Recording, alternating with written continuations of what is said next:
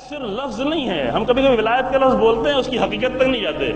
ولایت یعنی اللہ کی ذات جو ولی ہے، اللہ ولی الذین آمنوا، ذاتاً ولی اللہ کی ذات ہے.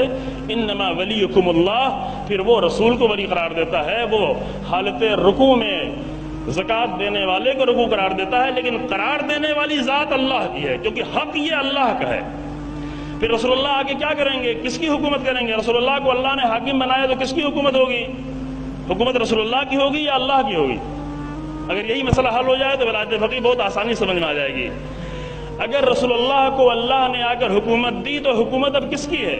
اگر قانون رسول اللہ خود بنا رہے ہیں تو حکومت رسول اللہ کی ہے، لیکن اگر رسول اللہ فقط اللہ کے قانون کو اگر نافذ کر رہے ہیں تو حکومت اصل میں اللہ کی ہے، نافذ کرنے والی ذات رسول اللہ کی ہے. اب ایک سوال یہی پہ حل کریں، کیا اللہ کی ذات جو اصل میں ولی ہے اور رسول اللہ کی ذات جس کو اللہ نے ولی قرار دیا ہے، کیا یہ دونوں ایک جیسے ہیں، برابر ہیں؟ برابر ہیں؟ یہ دونوں برابر نہیں ہیں، کیونکہ اللہ کے پاس جو کچھ ہے سب اپنا ہے، رسول اللہ کے پاس جو کچھ ہے اللہ کا دیا ہوا ہے. تو دونوں برابر نہیں ہیں، برابر نہیں ہو سکتے. تو اگر برابر نہیں ہے تو کیا یہ کہا جا سکتا ہے کہ اللہ کی ولایت کو تو ہم پوری طرح مانیں گے لیکن رسول اللہ کی ولایت کو کچھ مانیں گے کچھ نہیں مانیں گے؟ کہا نہیں، درجے میں بہت فرق ہو سکتا ہے. وہ خالق ہے، یہ مخلوق ہے، وہ معبود ہے، یہ عبد ہے. درجات میں فرق ہو سکتا ہے لیکن اطاعت اور ولایت میں فرق نہیں ہو سکتا. قانون اور قانون کی اطاعت میں فرق نہیں ہو سکتا، کیونکہ اگر رسول اللہ کی اطاعت نہیں کی تو اللہ کی اطاعت نہیں کی ہے. درجے میں فرق ہے. تو آپ نے جیسا قرآن نے کہا کہ وما آتاکم الرسول فخذوہ، جو کچھ بھی رسول اللہ تمہیں دے لے لو، انکار کرنے کا پھر حق نہیں ہے. وما نہاکم عنہ فانتہوا، جس چیز سے روکے باز آ جاؤ. ومن یطع الرسول فقد اطاع اللہ، اللہ اور رسول اللہ کا درجہ ایک نہیں ہے، لیکن جس نے رسول اللہ کی اطاعت کی اس نے اللہ کی اطاعت کی.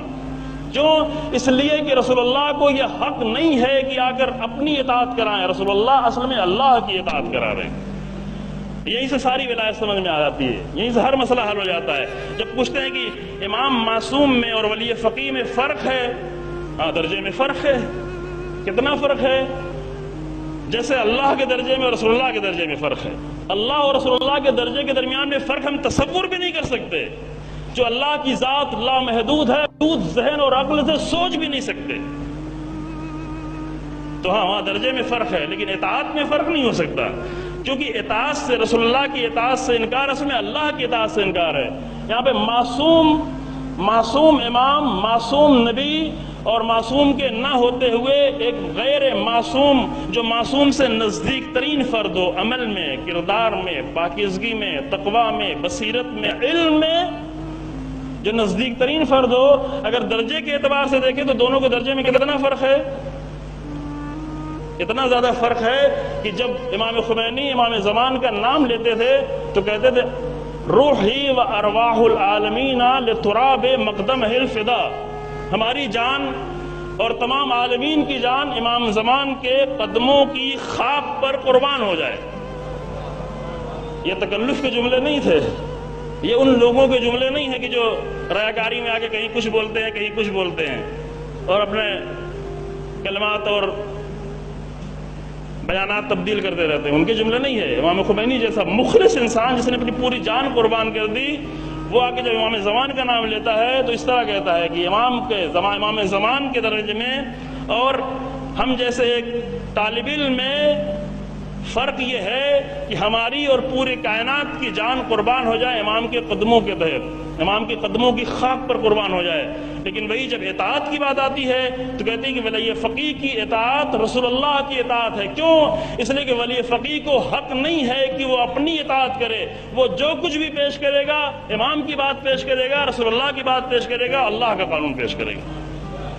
یہ ہے کنسپٹ. توجہ فرمایا آپ نے. ولایت کا کنسپٹ یہ ہے. جو فقیہ یعنی کیا؟ فقیہ یعنی جو فقہ کا ایکسپرٹ ہو. ولایت یعنی حکومت. یہیں سے ایک مسئلہ اور حل ہو جاتا ہے کہ ولایت حکومت کو کہتے ہیں، نہ یہ کہ ہم اپنے طور پہ ایک چیز فرض کر لیں کہ ہم بھی ولی فقی ہیں، فلاں بھی ولی فقی ہے، یہ بھی ولی فقی ہے، وہ بھی ولی فقی ہے۔ نہ، نظام چاہیے، کھیل تو نہیں ہے کہ یوں ہی کہ سب ولی فقی ہیں۔ ولایت نظام کو کہتے ہیں، ولایت حکومت کو کہتے ہیں۔ ہاں، اس حکومت میں پھر ایک سوال اور لوگوں کے ذہن میں پیدا ہوتا ہے کہ پھر ولی فقی جو ہو گیا وہ اس کے انڈر میں سب آگے، سارے مراجع آگے، کہ یہ سب باتیں، یہی وہ نادانی کی باتیں ہوتی ہیں۔ ولی فقی کی اپنی حکومت ہی نہیں ہے کہ اس کے انڈر میں کوئی آئے۔ تو سمجھا آپ نے؟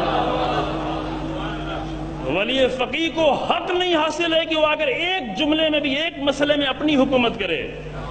اگر اپنی حکومت کرے گا خدا نہ خواستہ تو وہ طاغوت ہو جائے گا، ولی فقی نہیں رہ جائے گا۔